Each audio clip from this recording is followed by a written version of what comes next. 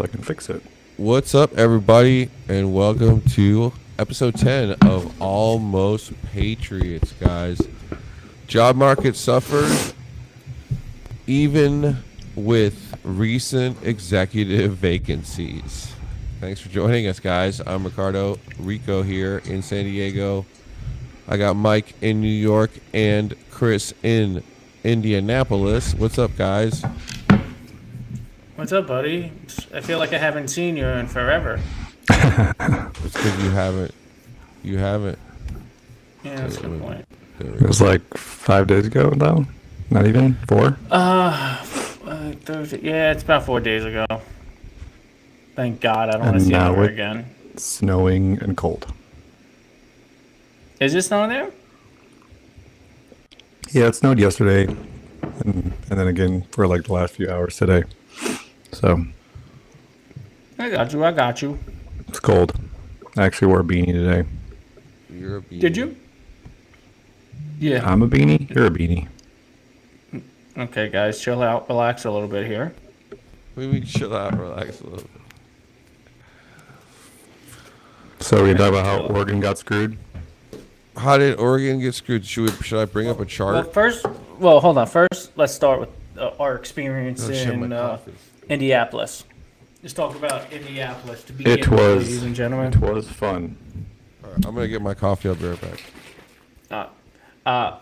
Since you're such a football fan, Ricardo, let me and Chris talk about football. We were able to go to the Big Ten Championship. It was Oregon versus Penn State. Blast, I have to say. First time I've ever been to Lucas Oil Stadium. Awesome. Amazing stadium. I mean, the field itself, the concessions, the way that the stadium is laid out, the seating. It feels like every seat has a great view of the field. I had a blast. I thought it was great. Great game. I think going into it, we all predicted that Oregon was going to win. Evidently, Oregon won. It was a great game. I think, though, Oregon, Penn State, both in the college football championship. I think Oregon got a hell of a team. But my thing with Oregon was I was expecting their defense to be a lot better during that game. I felt like during the year their defense was a lot stronger. Penn State scores, but I wasn't expecting them to put as many points up on the board as they did. And quite frankly, they made it a lot closer. Yeah, their hurry up on the line was really frustrating Oregon's defensive front, and it was interesting to see. They were definitely exposed a little bit. I heard a rumor that the defense had a flu. I don't know if that's true or not, but I know don't make excuses. Don't make excuses. That's just the rumor I'm hearing. I don't know how much truth there is to it, but that Penn State player puking on the red lines on the red goal line stance. That's pretty funny. Went out a little bit too hard in Indy. As you can tell, Ricardo's a huge football fan. I will say this, though. Penn State ran the ball all over Oregon, which I was not expecting. One of their strong suits this year was their rushing game, but I was expecting Oregon's front four, or should Ornigans? I say Did you just fucking say Ornigans? No, I said Oregon. Oh. Okay, make sure your headphones are turned up a little louder. Jackass. I wasn't expecting that to happen. We all know that Oregon can score points, so that wasn't the issue. I didn't expect Penn State to put up as many points as they did, but hell of a game. Had a blast. Yeah, shout out to Oregon winning. Yeah, shout out to Oregon. It was fun. We had a good time. Yeah, the boys were there, and we had a good time. It was obviously a good game because Oregon won, but yeah, it was like I said. They scored in the first 2 possessions. I kind of figured it was. They came back though. I was surprised, but then they got screwed. The bracket is not in their favor. Have you seen there's some line numbers for the potential semifinal games out there, and so in this particular one, let's say that all the favorites win. So if all the favorites win, which means Texas wins, Ohio State wins, Penn State wins, and Notre Dame wins, which is all the favorites. They're all favored in this week's matchups. The line for Texas and Arizona State. What do you think it is? Chris, you need to turn your mic in a little bit. Up or down? Down. What do you think? What do you think the line is for Texas Arizona State? 10. 14.5. Texas. Yeah, I think You I don't know. I don't know how I feel about that game. You know what the I definitely line think for- Texas. Ohio State, Oregon is? You know 3. what your line is? Oregon minus 1.5. Yeah, I can see You know that. what the line number for Penn State, Boise State is? Oh, that's a good one. I'm gonna go with probably 11, 12. 11.5. Yeah. Yeah. Yeah. So like Oregon gets the benefit of getting the 1.5 point favorites after winning the Big Ten championship, but Penn State gets a 12 point. Well, I think the way that the bracket was set up, it's not in favor of Oregon at all. At all. No, the winner of the Big Ten easiest- championship game got screwed for sure. Yeah. The Carter, your video froze. The silliest look on your face. Oh my god. Oh my god. I'm trying to figure out how Look to at how to that get face. this college football screen to share. There we go. Can you guys see that? Oh, there we go. Yeah. Absolutely. All right, So, Oh man. so there's a couple things we could go through the matchups, but I want to harp on the two teams that we watched. One, Oregon, Ohio State, and Texas. Whoever wins that game is going to be a hard matchup for Oregon just to begin with. So I think Oregon and Ohio State played earlier in the year, and it came down to the wire with Oregon winning. Texas is a great team. If you looked at the SEC championship game, they were dominating the first half. They had a little struggling in the second half, then they ended up losing. But if you look at this bracket, Penn State plays SMU. Now, I'm a big fan of SMU. My problem, though, is I can't see SMU winning that game for a couple of reasons. One, they're playing at Penn State. Why? It's going to be freezing. It's going to be freezing at So Penn it's State. cold a in whiteout Michigan, game. though. It's cold in Michigan. SMU is in Texas. I mean, that's exactly what I meant. CET for Texas. So SMU is going to Penn State. Penn State clearly playing at home. Penn State Stadium is on a whole nother level, and it's going to be a whiteout part 2, which is all the fans are going to be in their whiteout attire, which is a psychological disadvantage for SMU. When they get past that game, they're playing Boise State. Boise State, as much as everybody talks about them, Penn State can stop the run. So, and I think athletically, Penn State's a lot better than Boise State. And then, if you look at who they play after that, it's going to be either Georgia, Notre Dame, or Indiana. And I hate to put this, Indiana and Notre Dame are overrated, and Georgia just lost its starting quarterback. So you're taking a Penn State team that's going to be playing against, in my opinion, I think it's going to be Georgia, who's probably not going to have their starting quarterback. So you're looking at them; they're going to literally be in the championship game if everything aligns and James Franklin's actually able to win a big game. Yeah, I mean the only thing that's going for Oregon is that Georgia's on the other half of the bracket. That's it. Because even with their backup quarterback, they're still a fantastic football team. But yeah, I'm not gonna lie. So I'm gonna pick Tennessee over Ohio State. I actually picked upsets in 3 of the 4 matchups. So I think Tennessee will win. I think Clemson's gonna win, and I think Indiana's gonna win. You think Clemson's going to beat Texas? Yeah. Wow, that's an interesting one.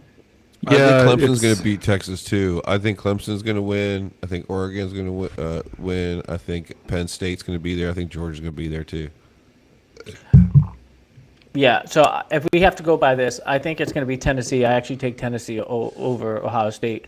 I think Texas is going to win that game against Clemson. Penn State, I'm taking, and I think Notre Dame's going to beat Indiana. I think Notre Dame's going to lose to Georgia. I think Penn State's going to beat Boise State. I think Texas is going to beat Arizona State. And I think Tennessee, they're playing Oregon. I'm going to have to give the advantage to Oregon because they're playing home. And then in the next round, I think... Well, it's not a home game. So the semifinals Oh, that's are right, bowl that's games. right. That's right, they're Yeah, both so games. it's That's right. in the So road, that's going to though. be a... Turn that's your gonna be mic down a lot little tougher. bit. Chris, turn your mic down a little bit more. I don't know how to. Yeah. It's down all the way. Oh, might be like not cardioid. That's why. Yeah. Okay, That's so what I if that's put the it on case, before we started. Okay. if that's the case, then if that's the case, I think Oregon's going to win that game. Texas is going to beat Arizona State. Penn State's going to win that game, and Georgia's going to win the next game. Penn State's going to beat Georgia. I think. See, I struggle with the Texas versus Oregon game because Texas has got so much talent, the same way Oregon has talent. But Texas's speed and their defense is a lot better than a lot of the teams that Oregon played this year. So, unless Oregon's defense shows up in that game, I think they're going to have a tremendously hard time. I'm inclined. I want to take Oregon, but I feel like Texas might win that game, in my opinion, just watching so much football this year. And I think the champion is going to be Texas versus Georgia again, just based on the way that the bracket is. Yeah. I didn't. Oh, really excuse want to me, pick 'em all. Texas versus Penn State. Sorry, Penn State. Yeah, I don't really want to pick them all the way out. I just wanted to pick this weekend's games because I want Oregon to win, but we'll see what happens as the thing falls out. I think it's going to be. I don't know what the weekend's game. I'm assuming it's the. So I would think Texas is going to beat Ohio State. I mean, Tennessee is going to beat Ohio State. I think Clemson is going to beat Texas. I think that SMU is going to beat Penn. I think that Indiana is going to beat Notre Dame. Nice. Maybe, maybe not. I think they'll win. I mean, it's just my. Those are just my picks. You know, I could be wrong. I'm not betting. Yeah, but house on it. Notre Dame's playing home though. I don't give a flying fiddle on the roof. They're both in Indiana. Yeah, but Notre Dame has a home field advantage, and as They much do. as everybody thinks they're Have you seen and- ticket and- prices? Awesome, but I still pick that Indiana's going to Ticket upset. prices them. are insane for the Notre Yeah. Dame game. It's ridiculous. Yeah. Well, yeah, I agree. Should be fun. Yeah, absolutely. So fun. So Big Ten Championship in Indiana, guys. We were just visiting there at the Big Ten Championship with Chris. I don't know if you caught last week's episode by the fireplace. It was pretty fun. We had a good time. Oregon took the cake, beat Penn State. We just, I think, went through our little picks over here. It's going to be a good showdown. So everybody tune in, root for your schools. We'll update you as the games kind of take off. Wanted to talk a little bit about this. I just flew back from Indiana, and I flew American, and it was cool, and it was a little bit of fun. No, Mike, you should leave your background the same. Okay. But anyways, and so it was a good experience. Everything was okay. I had switched planes, a little bit of a delay, but ended up getting back to San Diego on time. But Chris has some other negative news about other airlines doing some bottle service tricks with their customers. Chris, tell us a little bit about this. Yeah, so this whole bankruptcy thing is kind of shining a light on some practices that some of these smaller airlines like Spirit were using. And one of them was that they were paying employees to catch people with oversized bags before they would board the plane. Which by itself seems okay, right? If there was some method to confirm that a bag doesn't fit in the overhead bin, like with those little racks they see at the baggage check or whatever. Or like a robot dog. But, yeah. But what ended up happening is that employees would just pull people out of line and tell them to check their bag because they're getting paid. And so it ended up being because the incentive structure was a little not set up well, and they were also incentivized to get people to pay for exit rows, get people to pay for the seats in the front of the plane, so that the people, the employees were incentivized to like get people to pay more money so they would make more money for these little things. The Spirit's already, I mean, Spirit charges you to buckle your seatbelt basically. So Sounds mean spirited to me. is that because of the headline? It just there's a lot of problems with Spirit already, and then on top of that, now you're seeing that there's a bunch of people that are getting forced to check their bags because the employees are incentivized to, like, quote unquote check oversized bags, but that's not what was happening. So, and it's people are people, right? I mean, you gotta know right now, like, if you give too much margin for error, then people are gonna take the money and run. that's just human nature, right? I mean, Spirit's already a problem, but this kind of like irritates the crap out of me. I mean, I've only flown Spirit one time and I hated it. I never wanted to do it again, and this is just one more feather in the cap for the why I will never fly Spirit Airlines. But I've never flown Spirit. I'm sure. Never. Like I've heard. I mean, I don't even know if I've heard anything good or bad, but I don't think I've heard anything. I've heard a lot of bad things. I've heard horrible things about Spirit. Look, I understand that's part of a company trying to make as much money as possible. So, are you you Are you training right now, mini Roger Federer? I am feel training. like I actually just got off the are you court in right now. Miami? I was working on my backhand. I'm making my professional debut You are in a about 2 backhanded weeks. son of a bitch, aren't you? I'm gonna make my debut in 2 weeks in San Diego when I come to your house and I bring a tennis racket and I beat it over your head. I think if you show up at my house with a tennis racket, I'd be afraid for other reasons. I don't need to know what you do in the bedroom, okay? That's between you and the tennis racket. Anyways, going back to what we were talking about, Spirit Airlines, like nobody. Do they if give you- discounts for tennis Shut stars? the fuck up and let me speak.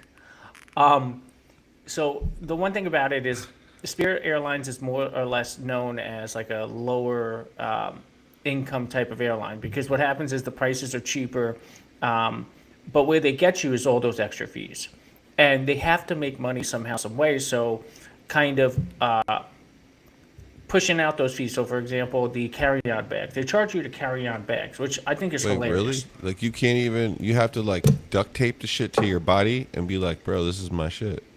Well, I think it's $49.99. They charge you to have a carry-on bag, which I think is absurd. Like, what are you going to do? If you check your bag, you have to pay for it anyways. So it's just another mechanism to make more money. I think it's ridiculous. I think it's absurd. All these airlines have these built-in fees, and it's just like next they're going to charge you for the use of a TV. Next, after that, they're going to charge you to buckle your seatbelt or some crazy thing. It's put a quarter in to go in the bathroom. Yeah, it's getting out of control. Let me tell you, if I have to put a quarter in to go to the bathroom on a plane, I'm gonna take my sweet damn time. It's gonna take like 30 to 45 minutes. Yeah, it sounds about right with you. And I can't remember if it was Japan or China, one of those Oriental countries. They mandated Asia. that you had to use the restroom before you get on the plane, which You know, is obviously it's- something you can't do in America. But because it Yeah, saves it's- weight, I guess. I mean, I don't see a problem with that. Yeah, but think of how crazy this is, though. You used to be able to smoke on planes. You used to be able to stand in the back of the plane the entire time. They had setups like bar setups. Nowadays, it's completely different. It's like, is it better? Like, yeah, in some ways. Is it worse? Yeah, it's in some ways. But now it's getting out of control with the fees and everything. And at some point, people are going to say enough's enough. Did I ever tell you about the alcohol wars in the 70s? What are the alcohol? Oh, with the plane, who had the cheapest? Who gave away? Yeah. Tell the So story. I told Ricardo about this with the alcohol wars. So back before the deregulation, some of the smaller airlines like Southwest could only fly like inside of Texas. There was no like state to state unless you were part of the 8 stalwart companies, because the routes were all controlled by whatever it was called, the CAA or something like that. And FAA? No, it wasn't called the FAA yet. It's called some Oh, okay. some committee for air count, whatever. And so so the smaller companies like Southwest didn't have any interstate routes yet. They weren't allowed to because they were owned by TWA and American and all these other companies. So they were trying to compete with all these interstate companies that had airplanes. So in order to do that, they started offering free alcohol, and like some of the planes were offering people like a whole bottle of whiskey to buy a plane ticket. And so then they Respect. had, I remember back in the day, Mad you said you respect. could smoke on the plane. So Yeah, there you ended could up do being all these that. huge problems on these like 45-minute puddle jumper flights where the whole plane would be drunk. I don't think you can say pole jumper anymore. I think it's like, Puddle jumper. Well, my bad. I thought you whole- said pole jumper. You're a pure pole jumper. It's your hobby. You fuck. Yeah. Yeah, That's so these puddle disgusting. jumper flights, everybody be hammered, and there'd be fights. The flight attendants would be getting their asses beat. Like they had to like pull back hard on the free alcohol, but like prohibition in the air, basically. But yeah, I love it. Good I love times. it. Good times. That sounds like an amazing time. Like, quite frankly. Yeah, it sounds. I wish. Wait, so you were telling me like Emirates Airlines is kind of like that now, or you can do like get into fights and stuff with the. No, you asked me about hot flight attendants. I said Emirates Airlines. Yeah, Hot okay. flight attendants. I do remember Yeah, that. time I do out. remember that. You corrected me there. Yeah, stop. Yeah, all the overseas, like the Middle Eastern airlines, they have stricter rules on who they hire for flight attendants. So they have like all female flight attendants. Oh, nice. Obviously we don't do that in our progressive society over here. The UK doesn't do that either. But yeah, Emirates Air, all female flight attendants. They're all usually pretty attractive. So That's awesome. Gotcha. Nice. Well, you guys don't fly Spirit Airlines. That's some fucking. Well, they're not gonna be around much longer. So see who buys Yeah. their planes. All right. Let's see. You want to talk a little bit about leadership and engagement? Is this the right topic? Yeah, just carrying on from last week. We talked a little bit about what did we talk about? I'm trying to remember. Last week we talked about you guys were there. We were all drunk. I don't even remember it anymore. I mean, you said engagement. This is starting off to be a real good one today. Yeah. Now I got the. Ricardo, when it comes to fixing everything, you're supposed to do that beforehand and not while the podcast while the podcast is going. People are trying to listen to our insights of us talking about topics, not watching you correct your microphone, your headset, okay, and your camera. Anyways, Chris. Why don't you get into the topic Yeah, about engagement? so engagement. All right, so a lot of times we have a harder time getting employees involved, engaged is the term, right? And so a mechanism for that is to ask people to do things a little bit above and beyond, right? So when you think about, most people are just trying to get whatever they're supposed to do done. They're not really trying to do anything more than what their job entails. But typically, if an employee has respect for their leadership, and you're like, "Hey, man, I got this thing. I think it'll be really good for your career, whatever," and then you're like, "Hey, can you, knock this out?" That sort of is a mechanism to help to engage those people. Most of the time, when you ask people to do something, they do it. If you just expect people to do more on their own, they typically don't do more on their own. That's just how it works, right? So if you want more engagement with your team, you need to assign them things to do that are a little bit above and beyond what the scope of work is. And you find out really quick whether or not you're a good leader, because if they don't do it, then they don't respect you. That's a whole nother problem. But Yeah. So, are you saying as a person that has a leadership or runs projects and things of that nature, so to engage more people, you give them more assignments that are a little above what they're used to doing, so that they engage other people at the company, so that they're more like they learn more? Is that what you're saying? I'm just curious. well, so So when you say engagement specifically, it's a mindset, right? So nowadays we have what we like to call the what people are like, what is that? Quiet quitting, right? So like a lot of people are saying that like, oh, I'm doing my job, that's enough, and they go home at 4, and that's all they do, right? And they never actually like really try to do anything above and beyond. And typically all those people, they're not coerced, I guess maybe that's the word, or whatever word you want to use, to like do anymore, right? They're just content, and that's okay.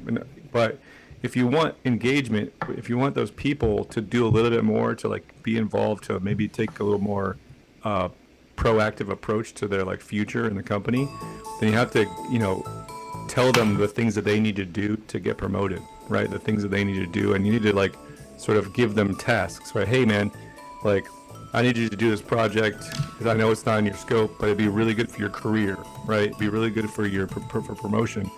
And most of the time, people want to be told what to do, and they want to be told how to improve.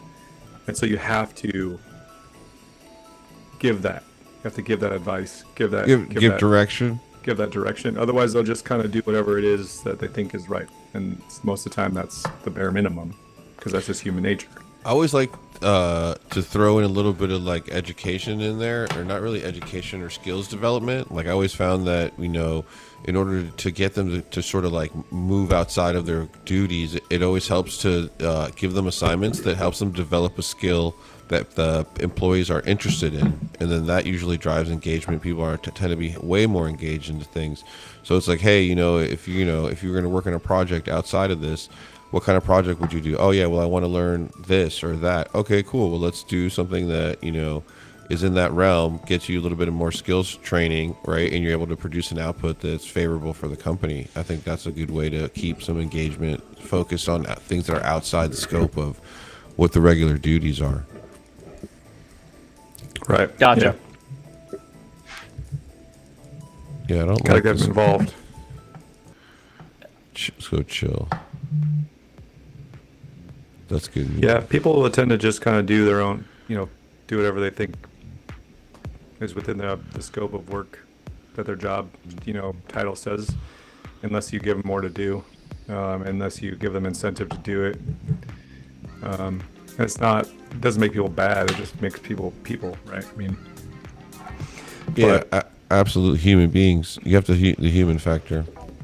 yeah. So the whole engagement thing is like, right? What is it? 10% of your company does 100% of the work.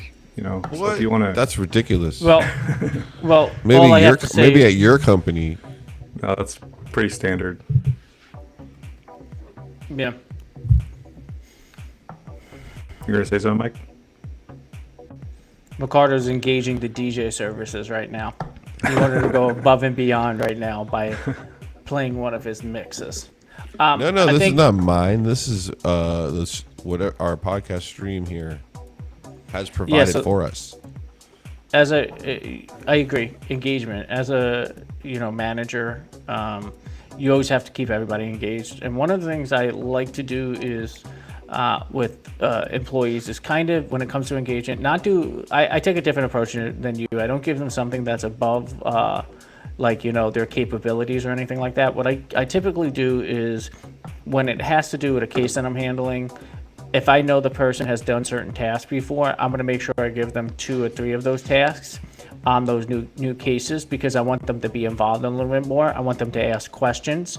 Other attorneys I know sometimes are overwhelmed, so they push their work off onto others, and they kind of take a approach like, okay, figure it out.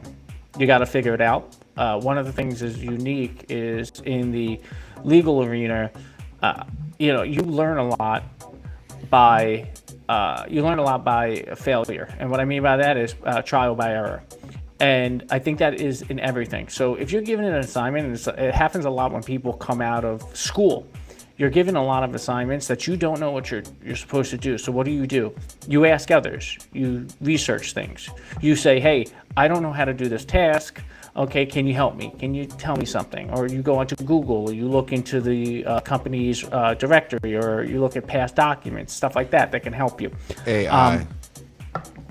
Well, yeah, that's changing the game now. AI. But engagement purposes, as a leadership, you always have to keep everybody engaged. And what I mean by that is, Like, as a leadership, like you mean like white supremacy? next topic. The Ku Klux Klan. Is that the next topic? No, I'll do my topic. All right, guys. The Bad Boy Saga continues. So, I don't know if you've checked the news lately, but the updates on the Diddy trial, there's been a couple updates since we last talked about this. One, Jay-Z has been charged with, looks like it was a rape of a 13-year-old girl or something like that back in 2000. Jay-Z's denying the charges. And it turns out, and this is all allegedly, that back in the day, a few months back, Jamie Foxx got really sick. It turns out he was poisoned, and that Jamie Foxx believes he was poisoned by Diddy, and that drove Jamie Foxx to the feds, and he gave up all the information he had on Diddy and corroborated a lot of the stuff they were working on, and that's what allowed them to get the warrant for the raid. And so Jamie Foxx was the one who apparently brought down Diddy. I don't know why you would want to poison Jamie Foxx. He's funny as he's a funny motherfucker. So what are your thoughts on this, guys? It's all very coincidental with the timing, but any ideas on whether this is a legit story? I mean, it would make sense. Just because, like, I highly doubt the FBI had any idea what was going on until somebody told them. Yeah, like an inside source. Yeah, I mean, that's like the FBI is not sitting around wondering what P. Diddy's doing unless somebody told him something. I think you. I beg to differ. I beg to differ also. When kids are involved, when he's a celebrity, when there's a lot going on, when there's rumors. Listen, his whiteout parties were known for years. Him throwing them. You had celebrities talking about them. Things get through the grapevine, and they're definitely well aware of what's going on. I don't know. Jamie Foxx is saying something. There's no concrete evidence that said that he was poisoned or whatever the case was. That's just his verbiage of it. So you can't say that. His verbiage. Is that that's something just a you statement. Get on a plate before your steak? Listen, are you still trying to make a steak with no propane in the what's the name, barbecue? And then you're telling me that I'm turning over the steak so the other side gets cooked in 10 minutes while you have the timer on? Bro, have you heard of cold fusion? Cold fusion? It was like that was 10 my joke from out. like 3 days ago. Bro. Dude, it was 10 degrees in India. It was 10 degrees in somehow, Indianapolis. magically, I got the steaks cooked and seasoned, and we ate them. Because you literally threw them into the oven. You didn't cook them on did. Yeah, exactly. You literally threw them in the oven after you realized after 20 minutes that there was no propane tank in the grill. I'm telling you, the steaks got cooked. They were delicious. Yeah. Great steaks. Fantastic Alcohol steaks. had nothing to do with the taste. They're doing a great job. No, alcohol had nothing to do. Alcohol had nothing to do with it at all. All right, so Diddy, what do you think? Rare. You think who else do you think is going to come down on this? Who else is coming down with the Diddy guys? You think because there's a lot of the court stuff. Jay-Z. There's a female celebrity in the room who is remaining anonymous in some of these court proceedings. So somebody cut a deal. Jay-Z supposedly was named at one of these parties, and a 13-year-old girl said Jay-Z raped her or sexually assaulted her. I can't remember. We know about exactly Jay-Z, but who else? Who else do you think is going down? Well, he's the next big name, though. What I'm saying is he was the next big name that was alleged to be at this party that did something. After Jay-Z. After Diddy. Yeah, Jay-Z know. It's was the next big name. speculation. Who do we think? Yeah, let's speculate. Well, the problem is you don't know. So because so many celebrities went to these parties.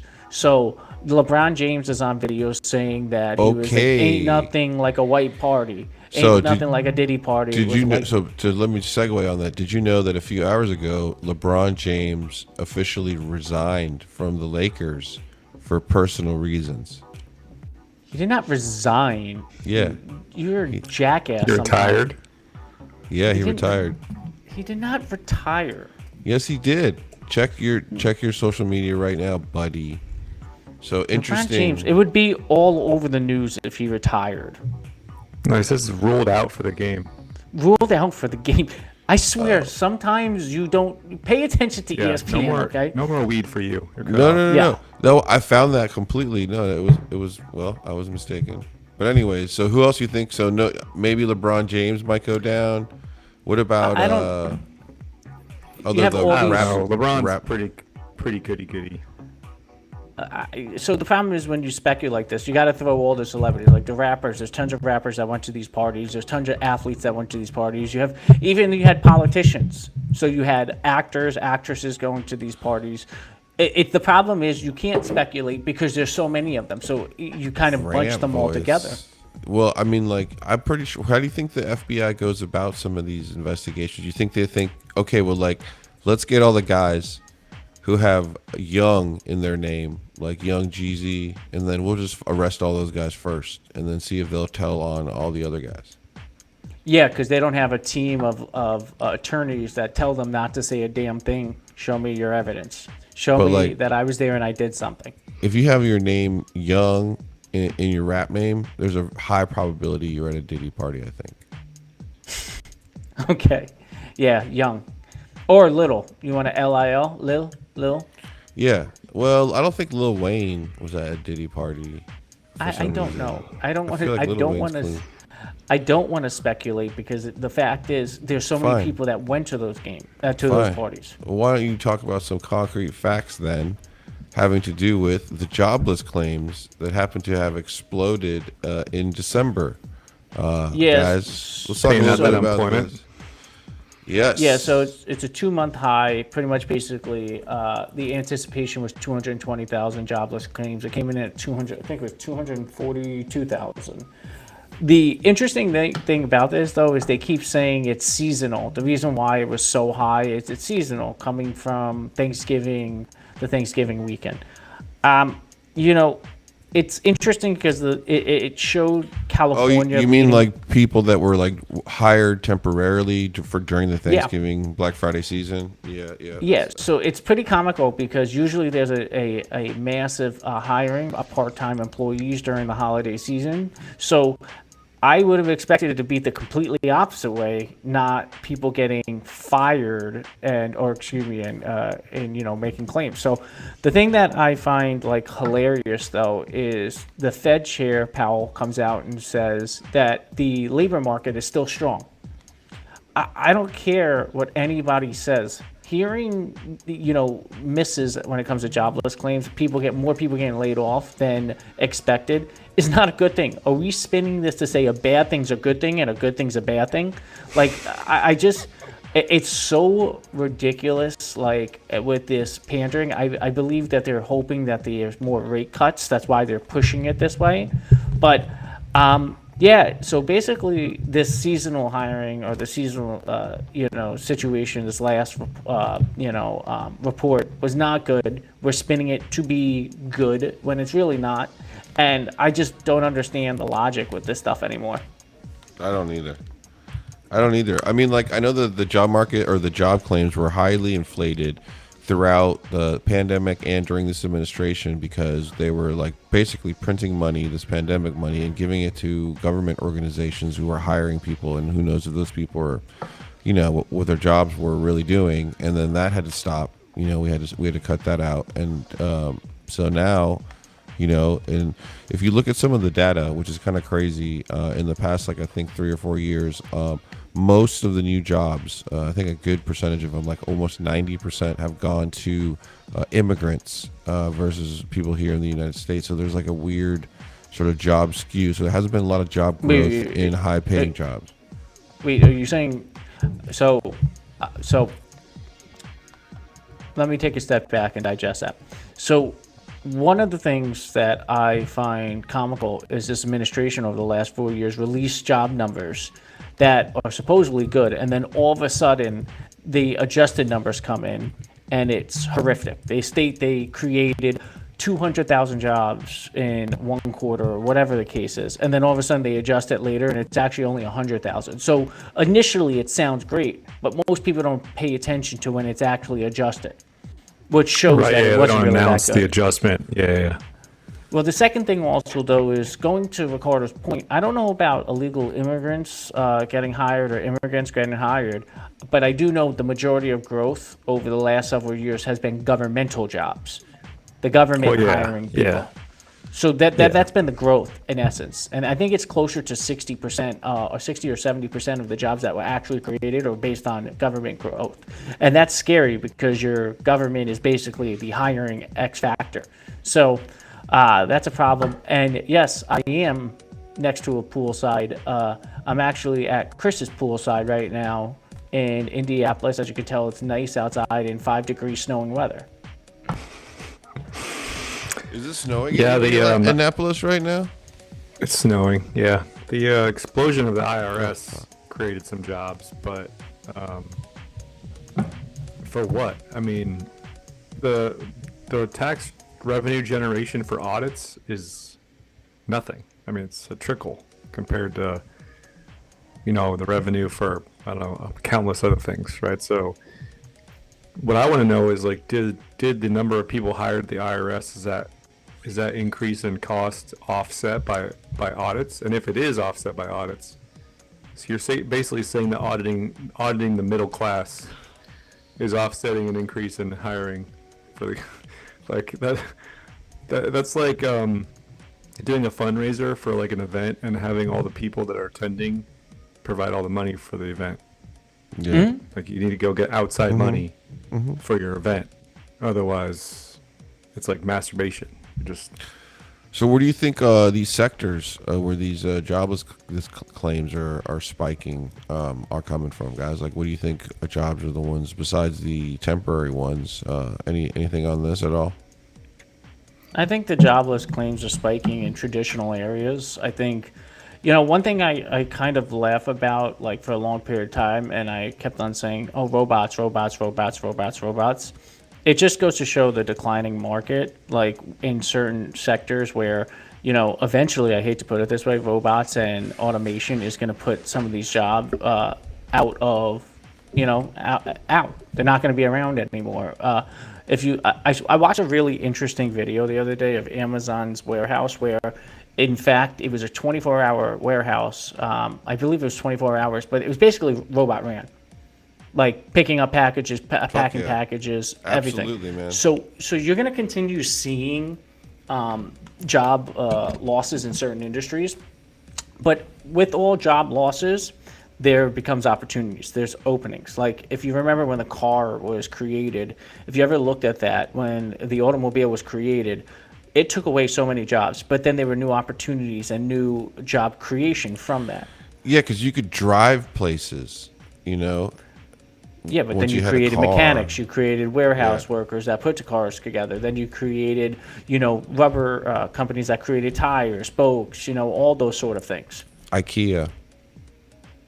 Yeah, IKEA, furniture, dining room tables, living room tables, chairs, Christmas trees with lights. No, there's a really good HBO documentary, I think, or Cinemax.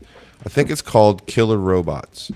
And it's like 3 episodes, but they talk about mostly the automation that's taking place in Europe and in China and how they're automating. And basically, it's like a play on killer robots, like they're killing the jobs there. And this, like, one warehouse in China was saying that, it had 2,000 employees at one point, and then it invested in this warehousing robotics, and now they have less than 200.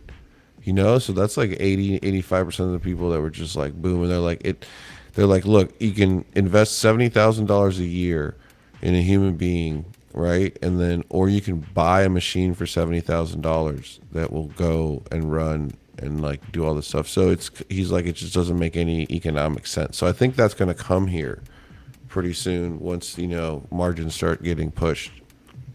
Well, the margins already are getting pushed. That's the problem. That's the problem with raising the minimum wage so much, is that they're going to find alternative solutions, and like you have 10 employees and you raise the minimum wage to something, whatever it is, you wage it too high too quickly, and then now you're going to pay 8 employees to do the same job, and now you have 2 extra employees standing around waiting for somebody. So, one person doesn't want to work hard. You got 2 people that can replace them. So Yeah, I think that's where we're going to see the rise of breakdancing, because we'll have 2 people just standing around, and so like with nothing to do, and so there's a breakdance. I don't know about all that, but Yeah, that's exactly what's going to happen. 100%. Yeah, I think there's already a push. Margins are already small. I think your mom and pop stores around the corner, those delis, those local pharmacies, those local restaurants are already feeling it with the increased wages. The problem is, I don't have a problem with increased wages. They just have been delayed for so many years. And now all of a sudden everything is spiking. But at the same time, cost of goods are spiking. So you're getting hit with a double whammy at the same time.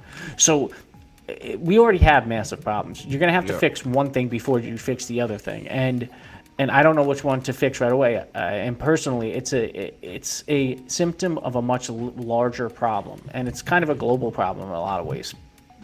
well, the pool of unskilled labor has increased because the cost of education has gotten so high.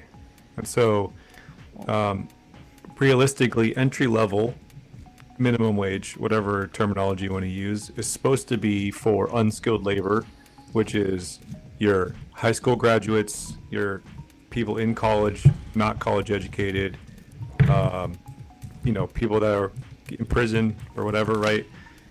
It's not supposed to be a living wage. That's not what it's intended for. I know that's what everybody wants to hear, but that's not what it's supposed to be. And so, but because education is now so ridiculously expensive, then people can't afford to go to school to be skilled, quote unquote skilled. I'm not Go ahead. I'm sorry. I cut you off. Cut you off. Go ahead. The alternative options, right? So in the past, people would go and get apprenticeships, right? So they go and become like an electrician or carpenter or whatever. Well, a lot of the my generation, Ricardo's old, but millennials don't want to do labor, and Gen Zers definitely don't want to do labor. So I think the statistics for construction workers was for every 10 like boomers that are retiring, there's only 1 person replacing them in the construction industry. And so a lot of people aren't getting apprenticeships anymore to do construction. You got way too many people that have liberal arts degrees that don't have any like practical application for it, and they're Well, I didn't realize that the arts need liberating. Yes, it did. It needed liberating. Okay. 100%. Yeah. Yeah. You need to take your painting on the wall and just throw it and liberate it. Yeah. So the one component is over time, education was pushed, right? Get a higher education, get a college degree, you get a better paying job, you make more money. And so throughout that time, labor where you're using your hands, being a mechanic, being an electrician, being a construction worker was kind of pushed out the window. And everybody was like, okay, I look down upon that. But the problem nowadays is we don't have enough of those individuals. Can you name, if you had a problem with your electricity or you need an electrician or a plumber, who are you going to call? You don't know. You look around. There's none of them. And the problem is there are shitty plumbers and then there are good plumbers. But the problem is you have to go through tons of shitty plumbers before you get to the good plumber. That's why there's Angie's List and ratings. And what do you think? You think the rating system is rigged? Well, you could rig a lot of things, make it seem like it's good. Like if you go into Amazon, right, you see the rating systems and you see all these people, 100,000. They had a problem with this. There was like 200,000 people that rated this product was great, or this TV was phenomenal when it was bad. The same thing with movies. We talked about this on one of the prior episodes where there was review bombing. It's the same thought process. You can do that. It's. You think there's a guy out there like the Unabomber, but he's like the review bomber? What are you saying right now? Review bombing. We're talking about. All right, let's move on to my topic here. It's a cheerful one. in the Christmas spirit. So basically, this ongoing saga of this United Healthcare CEO that was assassinated, and they seem to have caught the subject, this Mangione guy. What's fascinating me is sort of all of this, sort of the way that society is kind of divided here. And there's been a lot of talk about, like, where the empathy should lie. And there's some interesting facts. I was watching this guys talk about it this morning. So basically, when this guy, had committed this atrocity, he had placed these, deny, defend, whatever, the Dougie or whatever, based on a book about healthcare policies and algorithms and stuff. And, this book has now shot up to number 3 in the Amazon bestsellers list this week. So I thought that was really interesting. There is a jacket that was on sale. I don't know who had it. A green jacket that was identified as what the suspect was wearing in his McDonald's picture. That one out of stock completely. And now it seems like, or it seems that there are people calling and wanting to donate and pay for this guy's legal defense. And so it seems like a lot of people are not very happy with this, are not, unhappy with the situation. And Bill Burr actually made a statement, and basically it was pretty raw. And what Bill Burr said was, he's like, yeah, man, like, I'm glad that CEOs are afraid right now. He's like, you should be afraid. And he's like, you guys are selfish, greedy bastards or something. And he went into a big rant and, talked about how they deny claims and everything. So interesting how, people are kind of divided on this. What are your guys' view on the situation here with Mangini, homie? Go ahead, Chris. You go first, and I'll go after you. Kimmel is supporting the shooter, so I'm absolutely against it. Oh, really? Jimmy Kimmel is? Yep. So, Yeah, so how I feel. I think, quite frankly, you don't take a life. I don't care what anybody says. I'm sorry. I don't think you shoot and kill people at will just because you're upset. I think there's so many alternatives, different mechanisms that you could go about. Poison them. Here you come. I knew you were coming like with P. that. Diddy with Jamie Foxx. You should just poison them. Yeah, I don't agree with that either. So let me just say this. I understand his frustration. I can understand. Supposedly he had a medical surgery and it was painful and all this. I don't know the circumstances, like why he did what he did. Nobody does. I don't think that manifesto was released. I don't think the real true reason for what happened to him and why he felt the way he felt has been released. But I can understand why a lot of people are frustrated with corporations or CEOs and some of these people. They're making tons of money. The cost of the products are going up. They're literally, like United Health Care, I think it was, they had a 34 or 33% denial rate on people's health claims. They stopped covering anesthesia for, I think, after a certain period of time, and they didn't cover it at all in certain surgeries. I think this frustrates people from what I'm able to see, and I can understand why people are celebrating it. I don't agree with it. I don't agree that you should just start shooting CEOs and CFOs. I don't think that's something that really is the right answer. But you can understand why people are upset about this. yeah, I mean, look, do I think that the healthcare system is broken AF? Absolutely. Abercrombie and Fitch. Do these people probably get away with murder? Yes. Should you shoot the guy? No.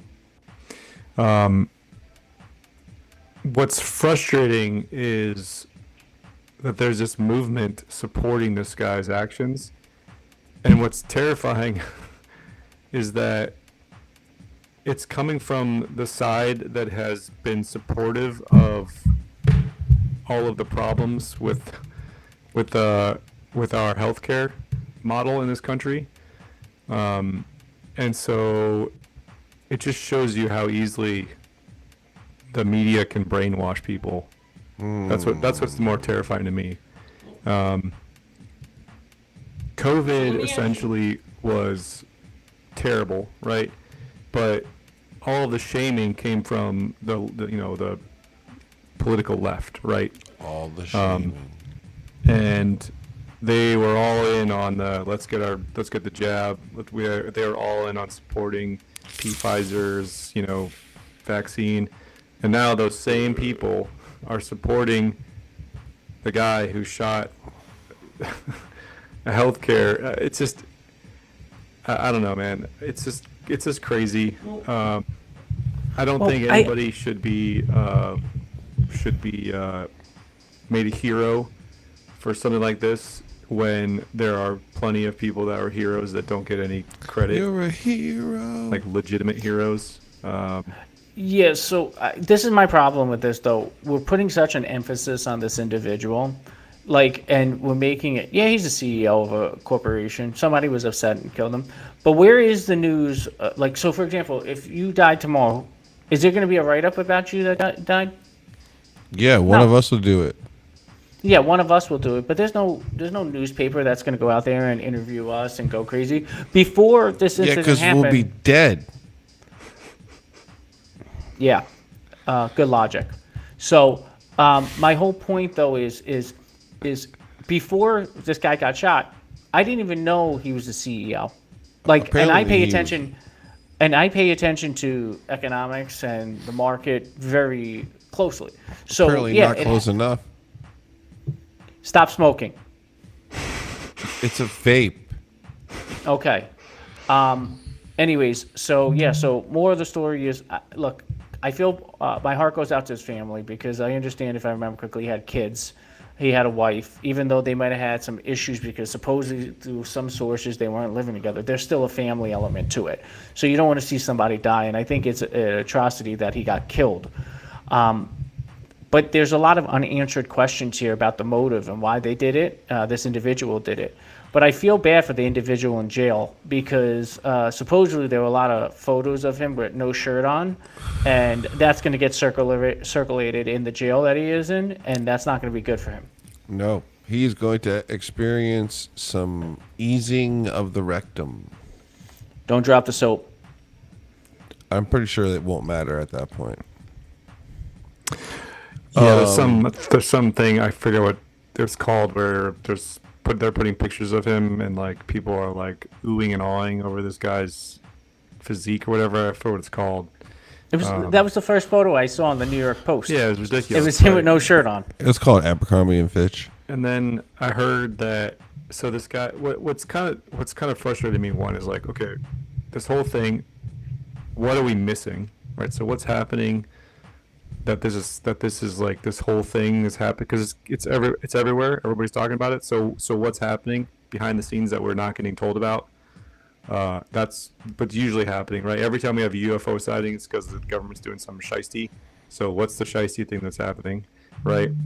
The other one is this guy who did all of these things, right? He rode a bus into town. He rode an e-bike to the scene. He didn't have his phone on him. He had gloves. He had a silencer. Blah blah blah. A list of things is a mile long of all the things that he did to premeditate and try to cover up this murder. But yet he gets caught in McDonald's with all of the evidence And a manifesto. Literally all the evidence to convict him was with him and his manifesto in the McDonald's. You know what I like to say?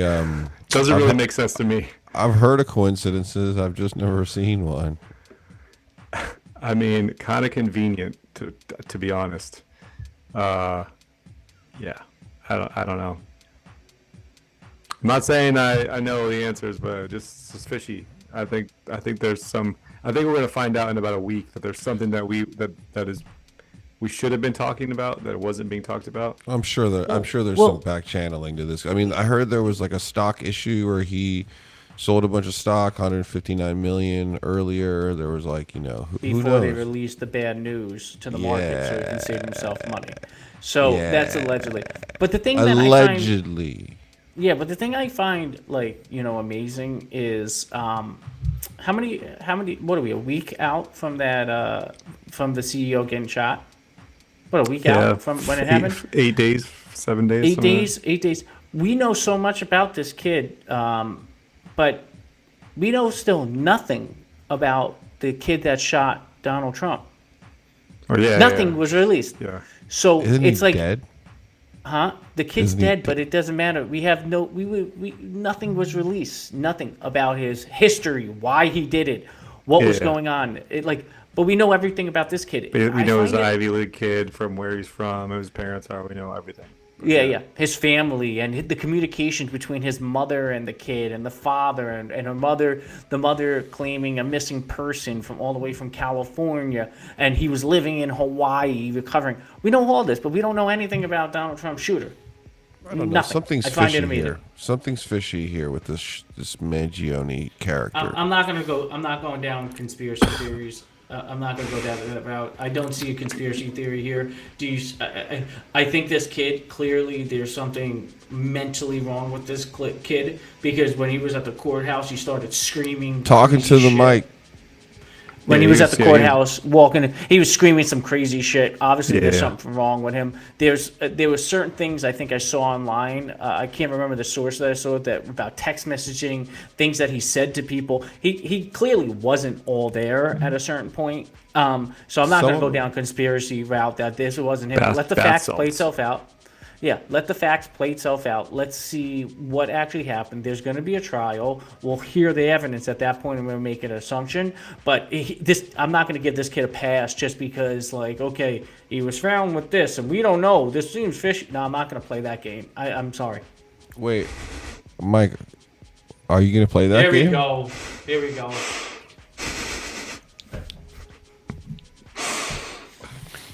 Luckily, your opinion doesn't matter in tennis. So,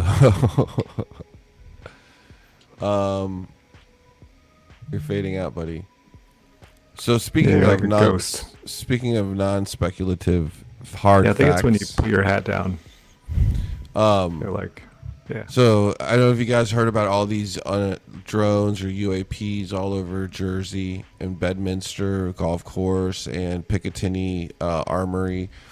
And so they've been going on for a while, I guess. I don't know that, the governor's involved, or the mayor and FBI and all this stuff. And it's been going on for like a month. Definitely some weird stuff, I guess. Not totally weird, just,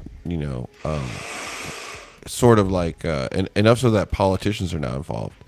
And today, the Pentagon released a statement saying that there's no drones at all or anything over New Jersey, and that people were suffering from mass hysteria, and that it was all just regular planes. Not surprised. That's really, I mean, there's a lot of videos, and like the news people even have videos. And Yeah, I don't believe them at one bit. To say there's no drones, there's tons of sightings, there's tons of situations. There were reports originally that it was a foreign adversary that was doing those drones. It's interesting the convenient locations that the drones are going over. like 7-Eleven, convenient locations. Yeah, 7-Eleven, exactly, in Jersey, 7-Eleven. I think it was along 95, exactly. So my whole thing is, I find it to be horse shit that the Pentagon is going to say that there's no drones, or they're lying about it. I truly believe there's drone. We've seen photos, we've seen footage of it. There clearly are drones. People are a little worried because nobody knows what's going on. And now the Pentagon is saying that there's nothing there. Like, come on. Like, this is not like the 1920s where we didn't have social media, we didn't have cameras, we didn't have the internet, where we couldn't see things, where you're just going to lie to people's faces. Clearly something there. Be honest with the American people and tell them what the hell it is. If it's a foreign adversary, so people can prepare for something if something happens. If it's not, say what it is. Like, this wanna game know- of bullshit is you wanna know really what I fucking think it pissing is? me off. Yeah, what do you think it is? I think it's just high-tech way of people with food carts to scout places where they can put their food carts next to make money. Yeah, so what do you Yeah. think it is, Chris? So I know that the Russian-Ukraine conflict has created an entire new warfighting technique using drones.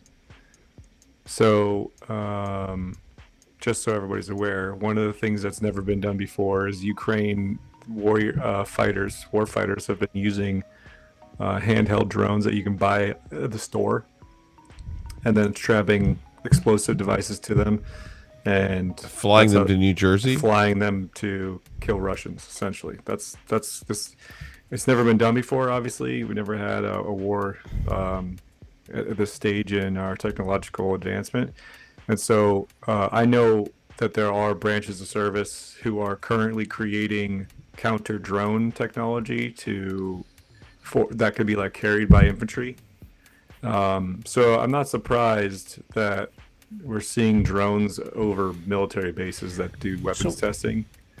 So, But Chris, I got to just say this because this pisses me off. So, John Kirby, during a briefing from the National Security Council today, said that they're unable to verify any of the 3,000 plus reports of car-sized drones patrolling the nighttime skies in recent weeks. He suggested that most claims of mysterious drones are actually people mistaking them for helicopters or airplanes that are legally flying. Do you think we're dumb? John Kirby, this message is for you. This is just it's a sickness. I think these people have a sickness. I really do. I think these people have a sickness with the fact that they think American people, like, don't get me wrong, I think there's a lot of people that have a low IQ in this country, but my problem is I think people are able to look up in the sky and see, oh, that's an airplane. Oh, that's a what the hell is that thing hovering over my house right now? Like, I think people can tell the difference of those, okay? And the fact that people are saying, nope, sorry, I think you're mistaking it for a helicopter or airplane. You have, it's a mental illness. I'm sorry. These people are mentally ill that are saying I'm glad that you feel you you- can admit your mental illness on the show. the problem Anyways, is Chris, keep going. that these people that are whatever this guy's name is, who is this person? John Kirby. He has a boss. He has is to do the whatever his boss. boss tells him to do. It's all chain of command stuff. So like yes, would I love to see a little more transparency? 100%. But we're not going to get it, especially if they're doing any kind of weapons testing for like a future war with Russia. They're never going to tell you. They're going to be like, yeah, it's mass hysteria. Until someday where the technology becomes public and they can actually talk about it. I can understand that. They're not going to But release some of these They're not gonna, these it's secrets. not going to happen. Yeah, that's the problem. And the other side of it is that people see what they want to see, right? So like, I mean, who knows? Obviously I wasn't there, so I can't say I'm But seeing. this what is the they're problem, seeing, though. but- This is the problem, though. 3,000+ sightings over a period of time now. If you're doing something, like, for example, if you're doing a technology or you're testing a technology out and it's becoming well known, people are seeing this on a regular basis, and you don't want people to know, you stop at a certain point. You don't continue doing it because then it's not a secret anymore. It's public knowledge. He's so mad. It's public knowledge. So at the end of the day, I can't buy that argument because the fact is these drones are continuing. I don't know if it's going on right now, but it's been continuing for how many days? And So- the drones. Yeah, but I mean, have you ever scheduled a project for like something like this? So I mean, basically, you know, whatever it is, right? Let's say it is a drone, whatever, and they're building test models to do this test in New Jersey, In New Jersey, I don't know. Man. a highly densely populated area?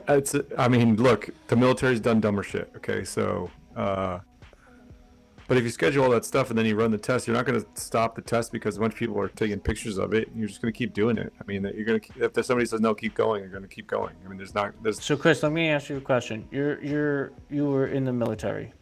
If you're doing a highly secretive program or a secretive program, and people start noticing that program, you're telling me the government's going to continue going through with that program, or it's supposed to be a secret program? So, and there's photographs of everything. There's What videos of exactly it. is the difference between a secretive in a highly secretive program. Well, what I do know is that if you're, let's say you're I don't know, E5 or whatever, you're just a guy and your job is to like What does fly that this mean? drone. If somebody above you said fly the drone on Tuesday and you fly the drone on Tuesday and somebody sees it and they say, hey, fly the drone on Wednesday, you're not going to be like, but sir, somebody saw it. You're going to be like, I get okay, it. There's you a chain fly of the drone on command. You have Wednesday. orders. You continue to do it. Yeah, chain of Until command. somebody higher up comes down and says, hey guys, we're getting a lot of like stuff, nobody's going to change the schedule. So the conflicting information I have is the Pentagon says that it's mistaken helicopters and planes by people, but then you have senators coming out saying it's a hostile drone, and I believe it was Iran that they were saying it was from a Hostile? ship. That was How from do a you ship. identify a hostile drone? Like, oh, that Yeah. that So- one's so- hostile right there. Look at So it fuels speculation. So you would think that the Pentagon hostility. you would think the Pentagon would come out, or the administration would come out and say something that basically makes everybody feel secure about what's going on. Instead, the statement that you come out with today is basically saying that people are too dumb to notice the difference between drones and fucking airplanes.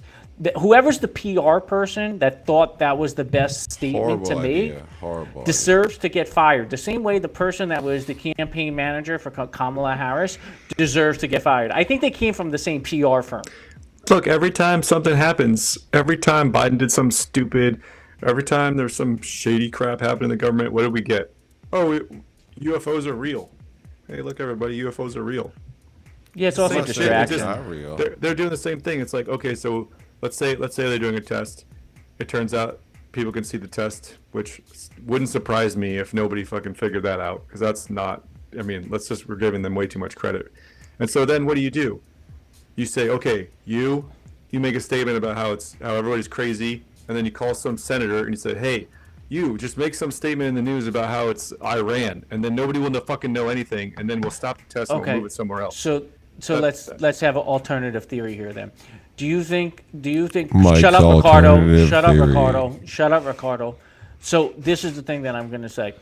Most of the time, a lot of these individuals, a lot of these stories are distracting from other areas. Do you think this story is trying to distract from the fact that Biden gave how many pardons away to, it's like a historic number? Do you think this is trying to take the distraction away from that so people are not like, oh, what are we looking at over here? We're going to focus on the drone story over here, but I'm going to try to pardon all these people and give them clemency and shh, be quiet over here. Possibly. I mean, it could also be that It's a good. they couldn't find the guy that shot the CO, so they had to make something up. They were trying to like do a little song and Yeah, dance in the interim. I mean, there's a whole Yeah, I bunch can see of. that. But like for me, knowing knowing what how the military operates, I would not be surprised if they just totally fucking foobarred this thing out to left field.